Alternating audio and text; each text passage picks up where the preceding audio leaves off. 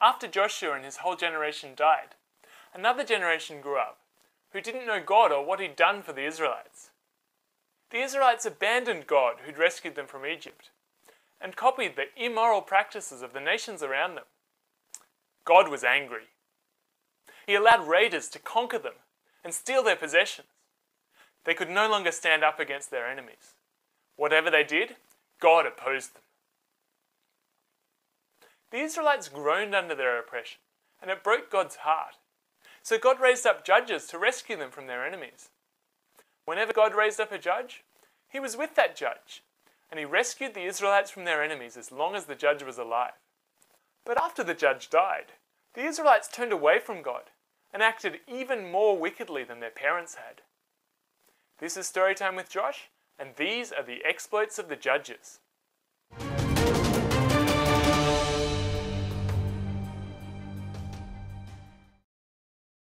After Ehud died, the Israelites ignored God and disobeyed him. So God let their enemy, General Sisera, conquer them. General Sisera had 900 iron chariots. The Israelites served General Sisera and his nation for 20 years, and then finally they called out to God, "Save us!" Now in those days there was a woman of God named Deborah. She used to sit under her palm tree, and the Israelites would bring her their disputes and ask for her judgment. One day, Deborah sent a message to a man named Barak, saying, "This is what God says.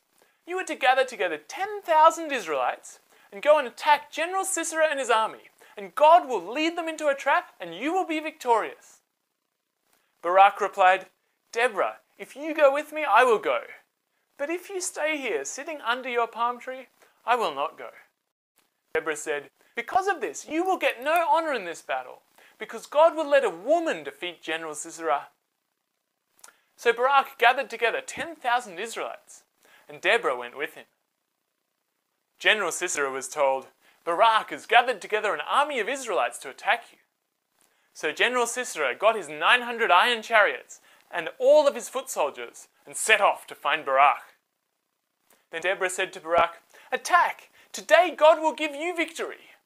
So Barak and the Israelites attacked, and God threw the enemies into confusion, so the Israelites completely defeated them. But during the battle, General Sisera had got down from his chariot and run away. General Sisera arrived at the tent of a woman named Jael, whose family was at peace with him. He was exhausted. Jael said, "Come in, General, you're safe here, you can rest." So the general came in and lay down. He said, "Oh, please, can I have some water?" "Of course, General. In fact, I have some milk here. You can have that." "Stand guard at the door. If anyone says there's someone here, tell them no." Then General Sisera fell asleep, exhausted. Then Jael picked up a large tent peg and a mallet and crept up to the general. Then she hammered the tent peg through his forehead into the ground and he died. When Barak arrived at the tent looking for General Sisera, Jael said, "Come in, I'll show you the man you're looking for."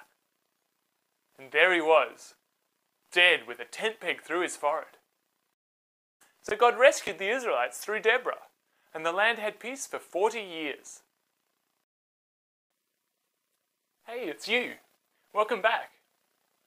The exciting news this week is that we've reached 50 subscribers on Storytime with Josh. Don't forget to leave a comment, and I'll see you next week as the exploits of the judges continue on Storytime with Josh.